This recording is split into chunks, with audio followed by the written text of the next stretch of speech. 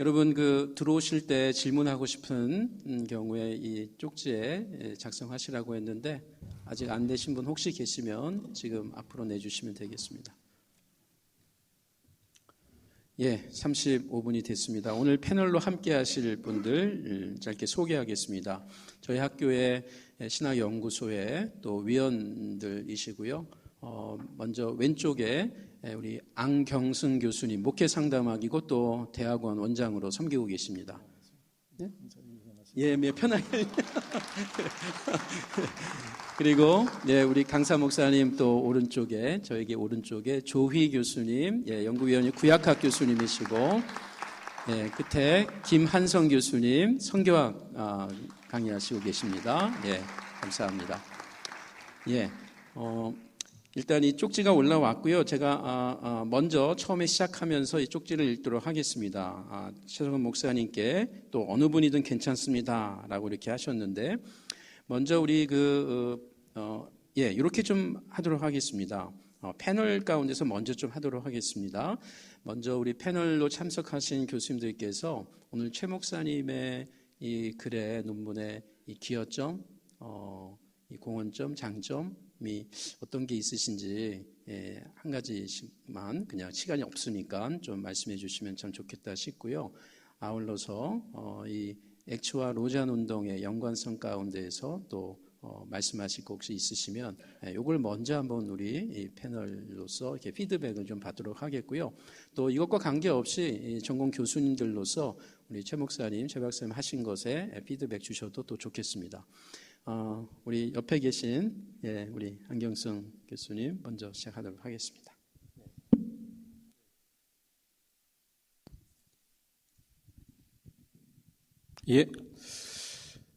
저는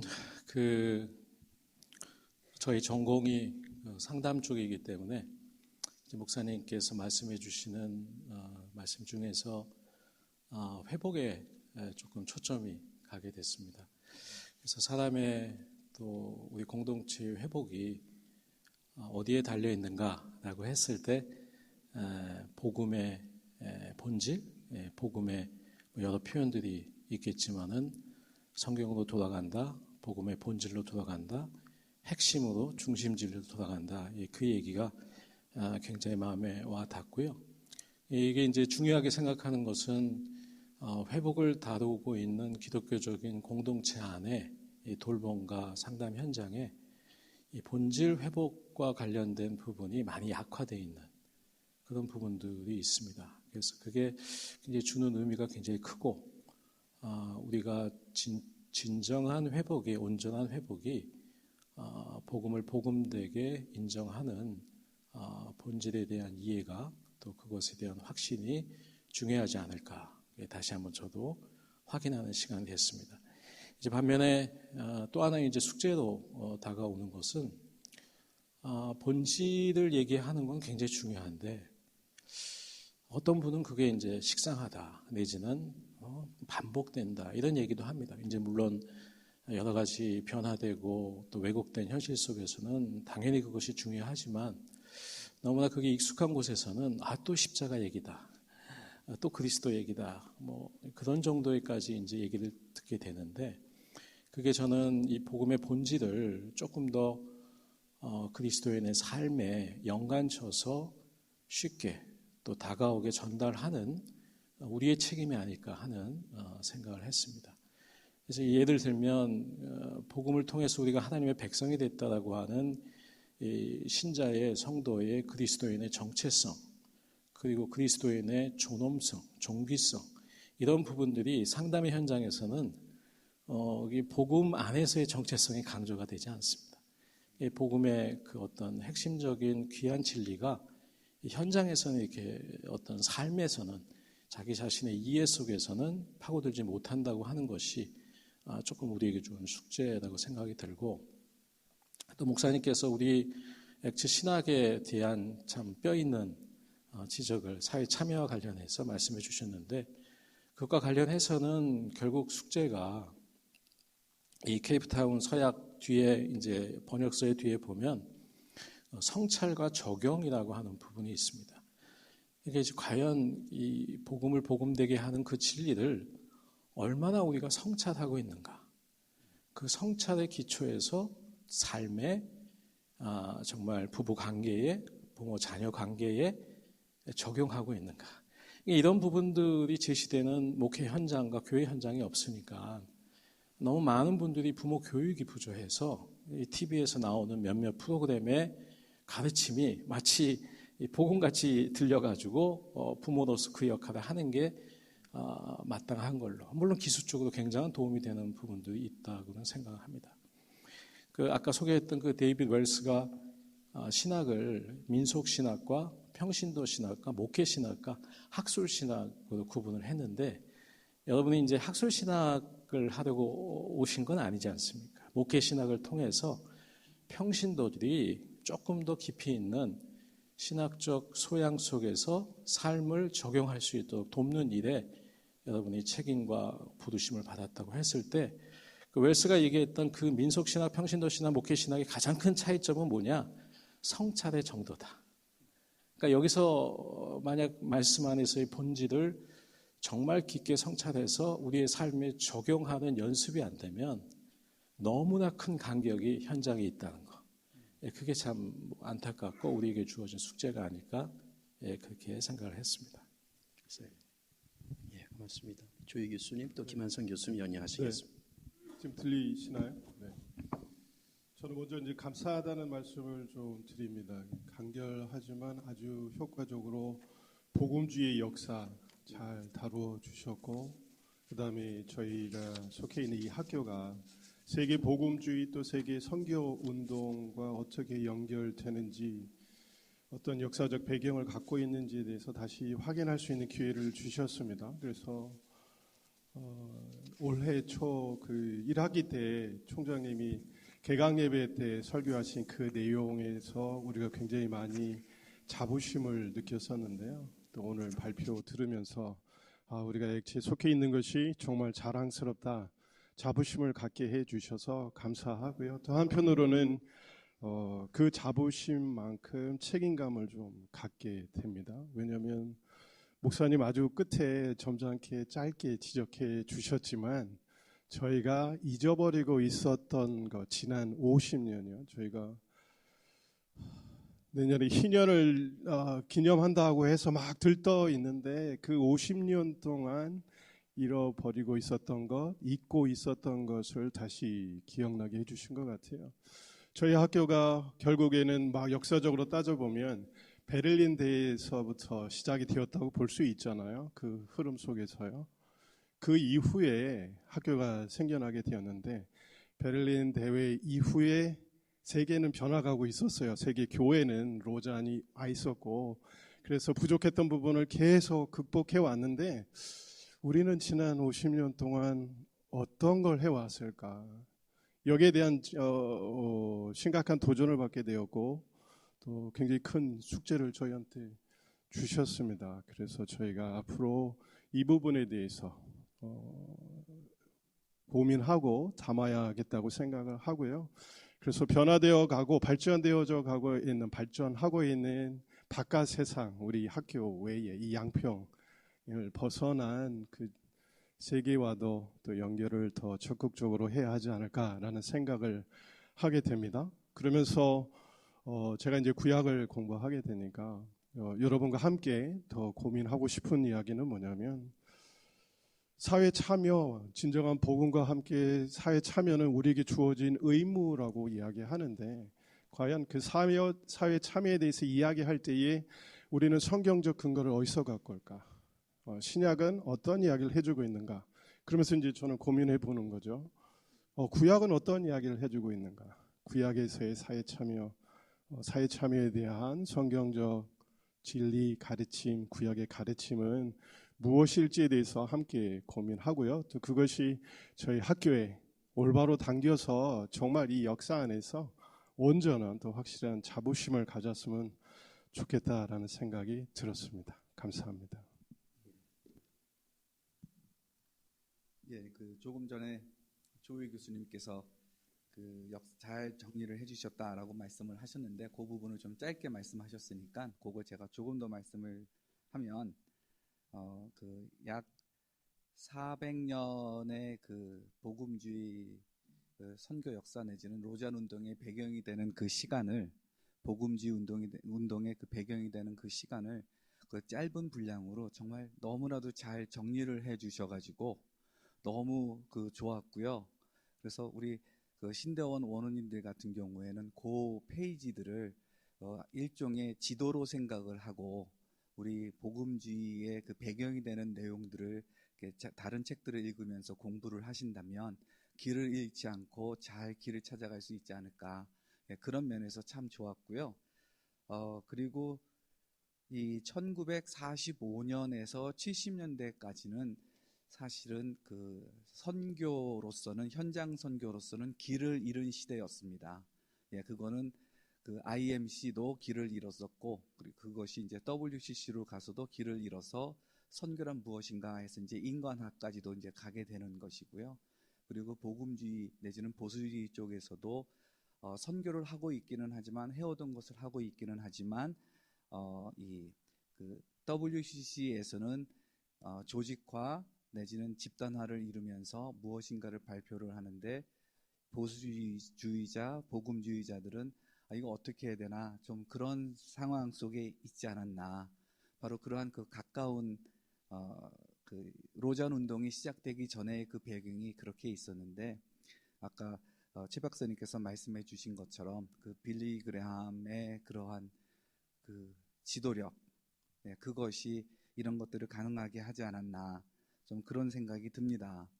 그리고 아까 사실 그 최 박사님께서 말씀하시는 거 중반, 후반, 중후반 정도에서 좀 그 최 박사님 스스로를 좀 변호하는 그러한 표현이 좀 나오셨어요. 그래가지고 저는 좀 놀랐습니다. 우리나라 교회가 이렇게 참 그 호전적이구나. 그런 생각이 들었습니다. 아마도 1957년, 58년 그 WCC 가입과 관련해 가지고 내 편, 네 편으로 그렇게 갈라지면서 그 진영주의 속에서 우리가 너무 수십 년을 살아와서인지 너무 오래 살아와서인지 나와 다른 생각은 조금이라도 다른 생각은 공격해야 되는 좀 그런 식으로 우리 한국교회가 내지는 목회자들이 또 일부 그 성도들이 그렇게 생각하고 있지 않나 그런 생각이 들면서 정말 너무 안타깝다. 그런 생각이 들었는데 근데 그 결론 부분에 가셔가지고 그 7가지를 말씀을 하시는데 그 7가지의 대부분을 로잔 언약 1974년도 로잔 언약에 기초해서 말씀을 하셨거든요. 그것은 1974년 로잔 언약, 89년 마닐라 선언, 그리고 2010년 케이프타운 커밋먼트, 이 3가지 중에서 가장 보수적인 신앙 고백문이라고 얘기할 수 있는데 그거의 그거를 주로 인용하시면서 말씀을 하시는 걸 보면 로잔 안에서도 더 보수적인 쪽에 계신 분이 아닌가 그런 인상을 제가 받았습니다. 그리고 하나 그 세계 로잔에서는 좀 덜 그런 것 같은데 우리 한국 로잔 그리고 한국 교회에서는 아까 최 박사님께서 신학과 실천의 균형이라고 말씀을 하셨는데 정말 저는 100%가 아니라 200% 동의를 하는 내용입니다. 그런데 우리 한국 교회에서는 로잔을 너무 좀 그 신학 중심적으로 논의가 벌어지고 있지 않나라고 하는 그런 좀 안타까움이 있습니다.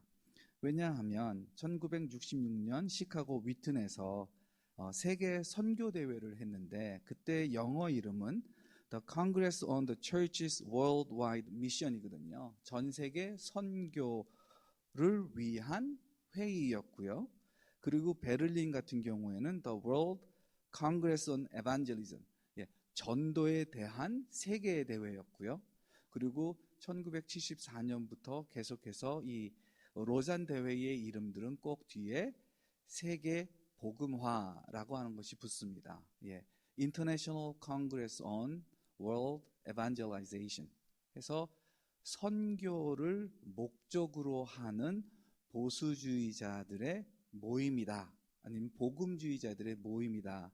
이렇게 우리가 이해를 해야 되는데 한국 안에서 적어도 한국어로 논의되는 내용들을 보면 74년 로잔 언약이 충분히 보수적이냐 아니냐, 내지는 로잔 언약과 마닐라 선언이 얼만큼 보수적이냐 아니냐, 마닐라 선언이 얼만큼 자유주의로 뻗어나갔냐, 케이프타운 커밋먼트가 또 얼만큼 또 많이 변했냐 하면서 끊임없이 주된 논의들이 이 신앙 고백문에 관련해서 있는데, 그러나 로잔 대회에서 기여한 것들은 74년도는 미전도 종족이라고 하는 개념을 우리 복음주의, 보수주의 교회들에게 알려주어서, 그래서 새로운 복음의 대상자들을 발굴해서 거기로 쫓아나갈 수가 있었고, 89년도에는 1040 윈도우 1040창을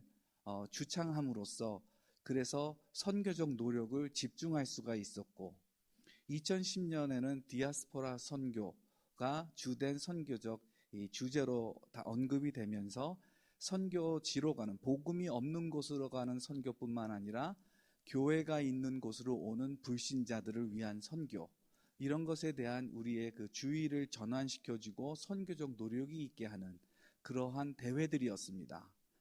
그런 면에서 로잔 대회는, 내지는 로잔 운동은 복음주의자들의 연합, 하나됨을 위한 운동이지만 이거의 목적은 하나인데 그것은 바로 선교이다 라고 하는 것이죠. 그런데 적어도 한국어로 논의되는 내용에 있어서는 선교를 위한 복음주의자들의 연합이라기보다는 그냥 복음주의자들의 연합, 좀 이런 식으로 얘기가 되고 있는 것이 좀 안타깝고요. 그런 점에서 2024년 인천 로잔 대회는 과연 우리에게 어떤 새로운 선교적 필요를 보여줄 수 있을까? 그래서 우리가 앞으로 10년이 되었던 20년이 되었던 새롭게 우리의 선교적 에너지와 노력들을 집중할 수 있을까 하는 그러한 그 기대들을 가지고 있습니다. 그런 면에서 우리 한국 교회가, 그리고 우리가 여기 참석한 우리가 로잔 대회, 그거를 위해서 기도해야 되지 않을까 싶고요. 또 한편으로는 진영주의자들로 우리가 될 것이 아니라 좋은 것은 좋은 것으로, 그리고 동의하지 않는 것은 하나, 이런 점에서 동의하지 않는데 뭐 이렇게 말하는 것도 우리에게 있는 그 자유가 있지 않을까, 그런 생각이 듭니다. 다시 한번 귀한 발제 감사합니다. 예, 고맙습니다. 우리 세 분의 우리 패널 분들의 피드백이 좀 있었는데요. 오늘 발제하신 최 박사님께서 뭐 일일이 다 하시긴 좀 어려우실 것 같고 몇 가지 좀 또 리스폰스 해주시면 좋겠습니다. 사실 부담이 굉장히 많았고요. 이게 주제가 너무 방대해가지고 하나의 포커스를 맞춘다면 이제 로잔과 액트의 어떤 그 신학적인 역사적인 관련성, 이 부분만, 이것만 한 10페이지만 할까, 중점을 할까 하다가 또 로잔에 대한 선 이해도 필요할 것 같고 또 액트에 대한 또 역사도 나와야 되고 그래서 다 담지는 못한 것 같고, 사실은 7가지가 아니라 저희 팀들은 알고 있는데 마지막 그 8가지 제안이었고 그 8번째가 바로 세계 선교를 위한 연합이었습니다. 그래서 그 부분 말씀해 주신 거 너무 감사를 드리고, 신학적인 어떤 그 디베이트들이 워낙 많고 50년 전보다 훨씬 더 당시의 자유주의와 근본주의 이런 그 문제들보다 훨씬 더 지금 더 다양한 그런 문제들 때문에 거기에다 이제 그 이슈의 정치적인 것들까지 들어가 있어서 참 저희들이 이걸 어떻게 해야 되나 그런 많은 문제점들인데, 뭐 로잔을 위한 디스커션은 아닌 것 같아서 또 다음에 말씀드렸으면 좋겠고, 너무 귀한 그 말씀 감사드리고, 또 우리 조이 교수님께서 구약학 전공이시죠. 그래서 그 구약에 대한 어떤 그 사회 참여를 이야기하면 성경적인 근거는 무엇인가 다 아시지만은 이제 질문을 저희들에게 다시 한번 던져주신 것 같아서 그 면에 대해서도 감사를 드리고요. 저는 구약 윤리 성도들한테 이제 설교할 때는 늘 나그네 고아와 과부를 돌보라는 그 구약의 그 윤리를 이제 성도님들한테 강조를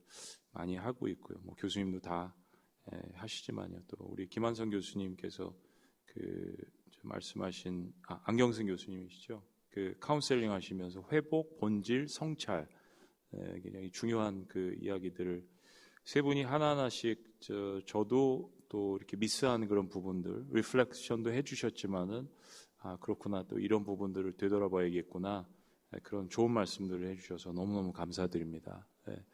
뭐 제 페이퍼는 안 올라가도 되거든요.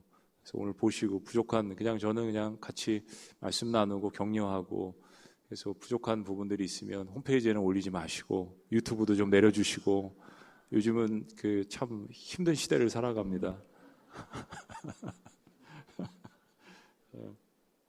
예, 고맙습니다.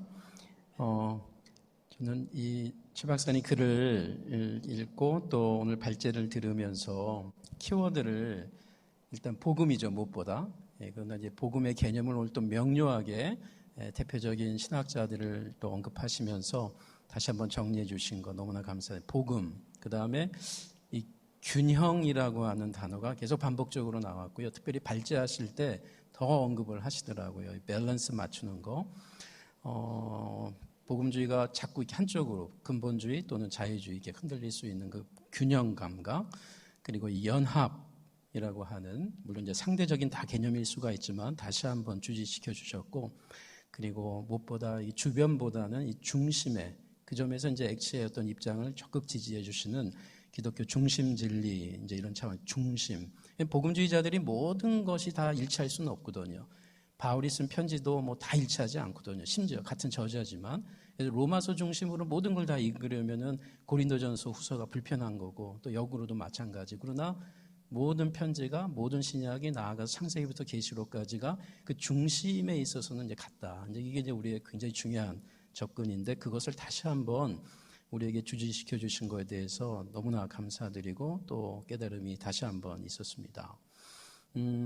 저희들이 오늘 플로우에 있는 시간상 저희가 이제 정확하게 8시 10분에는 마치겠습니다. 그래서 어떤 것은 최 목사님께, 최 박사님께 직접 질문하신 게 있고 어떤 것은 또 교수님께 이름까지 이렇게 적어주신 분들이 있는데 이것은 저희가 좀 자유롭게 하도록 하겠습니다. 그래서 1차적으로 최 박사님께서 말씀하실 거 일단 2개는 제가 좀 말씀드리겠고요. 나머지 부분들은 최대한 시간 되는 범위 안에서 해보겠습니다.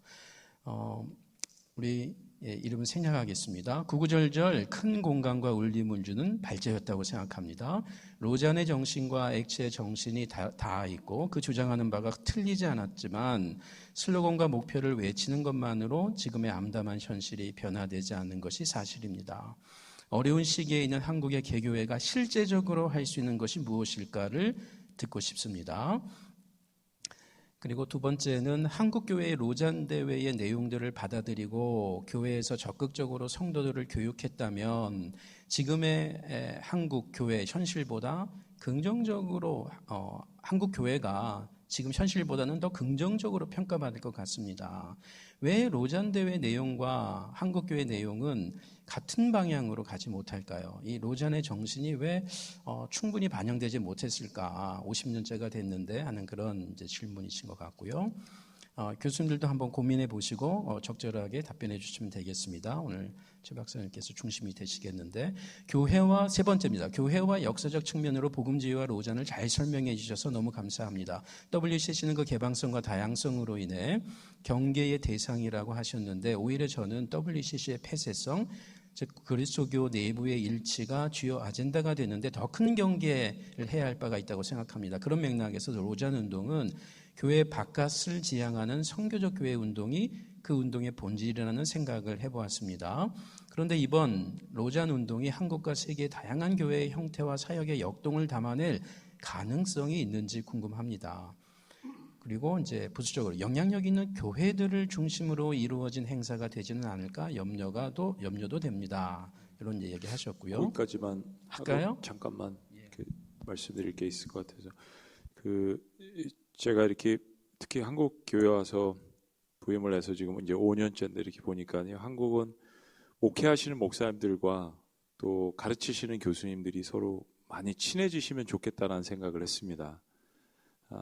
그래서 이 목회자는 때로 중심을 잃어버릴 때 신학자들의 이야기를 들을 필요가 있고요. 그래, 이런 부분들이 필요하지. 연구를 하시니까.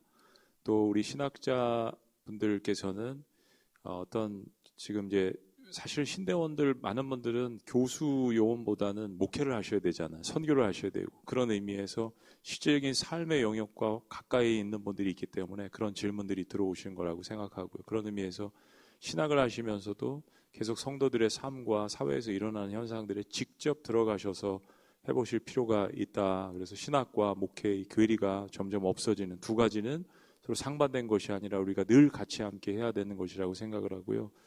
이제 질문들 몇 가지를 3가지 정도 이렇게 보니까 그래도 제가 이제 목회를 하는 사람으로서 조금 말씀을 드리면 이 로잔을 우리가 사장화시키고 문서운동에서 끝나는 게 아니라 어떻게 실제적인 삶 가운데 적용을 해볼까. 저는 이제 존 스타트를 미국에서 공부를 하는 과정 가운데 교회를 개척을 했습니다. 그래서 교회를 개척을 하면서 성도님들이랑 이제 한 가지 한 것이 노숙자 사역을 했습니다. 그래서 내시빌에 이제 다운타운 한복판에 나가서 성도님들과 함께 한 가지 잘했던 거는 뭐냐면 노숙자 사역을 하는 교회들은 많이 있지만 저희는 미국 교회들과 달리한 것은 아이들을 데리고 나갔습니다. 6살짜리 저희 딸이 6살 때부터 노숙자 사역을 했거든요. 근데 이 홈레스들이 3년 정도 했는데 인정을 해주는 거예요. 그 인정을 해주는 게 뭐냐면 너희들은 마이너리티인데 유색인종으로서 마이너리티인데 마이너리티 중에 마이너리티를 데리고 와서 노숙자 사역을 하는 걸 보고 니네는 진짜다라는 생각이 들었다. 이거 홈레스 분들이 저희들한테 해준 격려입니다. 존 스타트를 공부하면서 이분한테 많이 배웠던 거는 복음을 실제적으로 살아내는 분이었습니다. 그래서 주변에 있는 분들이 존 스타트를 만나고 사역을 보시는 분들 그는 이야기를 많이 하잖아요. 그래서 저는 그 뒤꿈치도 못 따라가는 사람이지만은 그런 사역을 해야겠다. 신학을 공부하면서도 괴리감이 들지 않은 이 목회를 그것에 온전히 적용해서 해야겠다. 또 예를 들면 조심스러운 부분이지만 대형교회이기 때문에 예를 참 들기가 힘들더라고요. 그래서 이제 개척했던 이야기를 많이 하는 건데 이거는 누구나 하실 수 있는 거니까요. 팬데믹 상황에서 저희가 지금도 이제 12월이 되면 또 해야 될 건데 하는 운동 중에 하나가 아이고 하나님이 노하신 건 아니시겠죠. 빨리 끝내라는 대한민국 피로회복 운동이라고 들어보셨나요? 혹시 들어보신 분 한번 손 들어보실래요? 대한민국 피로회복 총장님, 이사장님 그분 예. 우리 교회 목사님은 말고요. 예. 대한민국 피로회복 운동은 헌혈운동입니다. 코로나와 경제와 여러 가지 사회에 찌든 사람들을 예수 그리스도의 피로 회복시키자. 그래서 코로나 한복판에서 헌혈운동을 저희 교회 매년 3,000명씩 했습니다. 제가 2위였어요. 2위 헌혈한 사람 중에서 6번을 했거든요. 3년 동안. 근데 더 못한 게 제가 1위가 못된 거는 선교지를 한번 갔다 오니까 못하게 하더라고요. 어디 뭐 태국 갔다 왔다 이래서. 근데 헌혈은 돈 안 들지만 돈 이상의 의미가 있는 거고 대한민국 피로회복, 피로 사인. 그래서 이제는 바카스가 유명한 게 아니라 저희 헌혈운동이 유명합니다. 이걸 한국교회랑 연합운동을 해서 결국엔 120개 교회가 연합을 해서 3만 명 넘게 매년 이렇게 이제 오셨는데 3만 명 중에 성공하시는 분은 한 10,000명 정도. 그래서 액추도 그런 질문을 하신 분은 꼭 헌혈을 하세요.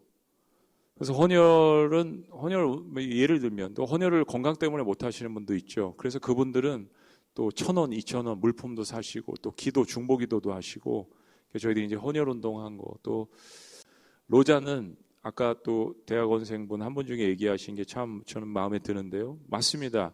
이게 WCC가 폐쇄생도 있고 자기들만의 리가 되는 그런 부분도 있어요. 그래서 로잔도 역시 그들만의 리그가 되지 않도록 저변 확대가 너무 중요하다고 생각하고요. 몇몇 교회들만의 전유물이 되지 않도록 하기 위해서 로잔 목회자 컨퍼런스를 팬데믹 때 3번을 했습니다. 그중에 70%는 미자립교회 목사님들이셨어요. 그래서 모든 비용과 우리 총장님도 이사장님도 오셨지만 모든 비용을 다 저희들이 준비해서 했습니다. 그래서 이게 균형이 있어야 되는 면에서 다시 한번 말씀드리면 큰 교회든지 작은 교회든지 모든 분들이 로잔에 참여해서 하실 수 있도록 그렇게 더 노력을 하고 저도 또 그렇게 위원회 말씀도 드리고 하도록 하겠습니다. 시간이 너무 아쉬운데요. 우리 이 3개의 질문하신 분들은 장수원, 정맹희, 최병인, 원우 이렇게 3분이었습니다. 우리 일단 시간이 없기 때문에 제가 일단 다 읽겠습니다. 그리고 시간 되는 대로 하고 정확하게 8시 9분에 이장호 이사장님 나오셔서 기도해서 우리 마치도록 하겠습니다. 손은빈 원우입니다. 그렇다면 로잔 운동은 원색적인 복음의 본질을 정의하여 전 세계 그리스도인과 교회들의 복음의 일치를 목표로 하는 것이라고 이해하면 되나요? 두 번째입니다. 같은 원우입니다. 유튜브 사역이 활성화되면서 수많은 교회와 사역자, 사역팀들을 이단이라고 정죄하는 분들도 많습니다. 원색적 복음에 대한 일치만 있다면 같은 그리스도인으로 판단해도 되는 건가요? 너무 유익하고 영감되는 논문 발표였습니다. 감사합니다. 이성권 원우님, 한민족의 전통 문화가 성경의 기준으로 판단될 수 있을까요? 그렇다면 어떤 기준으로 판단할 수 있을까요? 그렇지 않다면 그 이유는 무엇일까요? 고은경 원호입니다. 그리스도인들이 그리스도처럼 산다면 참 그리스도인을 양성하려면 올바른 목양자가 세워지는 것이 중요하다고 생각합니다. 그러나 신학교만 나오면 목양자로서의 신학적 자질과 능력, 댐데미를 살피는 절차 없이 무분별하게 목사 한 수를 주는 상황이 참으로 안타까울 때가 많습니다. 전도사의 과정 없이 목사가 되어서 세상과 교회 안에 많은 불편한 상황들이 생기는 것에 대해 목사님께서 어떻게 생각하는 것이 알고 싶습니다. 박신영 원우님, 차별금지법, 특별히 동성애 관련에 대하여 궁금합니다. 로잔운동, 복음주의 입장에서 동성애는 타고나는 사람도 있다고 볼 수 있을까요? 김건우 원우님, 존 스토트의 복음주의 핵심 진리 가운데에서 하팍스 말론이라는 표현이 있었는데 예수님이 주도하신 구원사역, 성령이 주도하시는 성화의 과정에 최후 결론은 상속이라고 생각합니다. 성부가 예정하시고 계획하시고 실행하신 구원 역사의 핵심은 참 가나안, 참 에덴, 참 희년인 새 예루살렘의 상속입니다. 하늘나라의 영광이 빠진 복음은 표대 없는 결승선 없는 마라톤과 같습니다. 왜 하나님 나라를 가르치면서 천국은 강조하지 않는가? 23학번이시네요. 신입생이신데 자, 일단 이런 질문들이 있었습니다. 여기에 대해서 너무 시간이 없어서 송구한데, 이 질문 중에 하나 택하는 겁니다. 그래서 우리 최 박사님께서 그냥 답변해 주시고 마무리해야 되겠습니다. 송구합니다. 너무 다 들어보니까 좋은 질문인 것 같고 제가 보고 싶어서 다 질문들을 이렇게 했는데 이게 제가 가슴에 품고 가야 될 것 같습니다. 그리고 마지막에 그 하신 질문도 다 제가 볼 때는 저희가 다 동의할 수 있는 질문인 것 같고 다 고개를 끄덕일 수 있는 질문인 것 같고 시간상 또 페이퍼상 다 담지 못한 부분이 아쉽고요. 그렇죠. 얼마 전에 특별 새벽 기도가 표대를 향해서 가져왔습니다. 그래서 하나님 나라의 영광 또 하나님 나라에 대한 것을 지난주에 설교를 했습니다. 세상 나라와 하나님 나라 사이에서 고민하는 그 사이에서 그렇습니다. 모든 우리의 목표는 천국이고 또 하나님 나라죠. 로잔의 그런 모든 것들도 담겨져 있고요. 저는 로잔 운동 자체의 뜻을 두는 것이 아니라 어려운 시대 속에서 다시 성경으로 돌아가서 우리가 회복을 하고 또 아까 지적하신 것처럼 이것이 쉽상한 본질을 갖고 있는 것이 아니라 예수님께서 이 땅에 오셔서 하신 걸어다니시는 하나님 나라가 폭발적인 성령의 능력으로 사람들을 치유하시고 교회를 세우신 것에 우리 모두가 동참한다면 로잔 그 이외 또 그 이상의 것들이 다시 한번 새로운 운동으로 자리 잡을 수 있다라고 생각합니다. 로잔 제일주의가 아니라 예수 중심주의 또 성경 중심주의 그걸 통해서 우리가 다시 한번 일치해서 또 새로운 운동이 일어날 수 있다라고 생각을 합니다. 로잔 제일주의는 아닙니다. 존 스타트도 그것을 반대할 거고요. 존 스타트의 신앙 역시 100% 온전한 것은 아니라고 생각합니다. 그래서 그런 질문들을 함께 서로 하시고 철을 날카롭게 하듯이 우리의 부족한 부분들을 서로 보고 디스커션하고 그래서 서로 연합해서 다시 성경으로 돌아가고 다시 사회에 나가서 복음을 증거하고 또 어려운 이웃들을 돕는다면 하나님께서 부어주실 놀라운 역사가 있을 것이라고 믿습니다. 좋은 질문들 감사드립니다. 고맙습니다. 우리 빠듯한 일정 속에 귀한 시간 내셔서 오신 최 박사님 다시 한번 가득 감사드리고요. 또 귀한 시간까지 우리 함께한 우리 모든 원우님들 또 귀한 시간 함께하신 우리 교수님들 너무 고맙습니다. 또 함께 오신 우리 이사장님 앞에 나와주셔서 우리 마침 기도로 오늘 15차 엑시 신학 포럼을 마무리하도록 하겠습니다.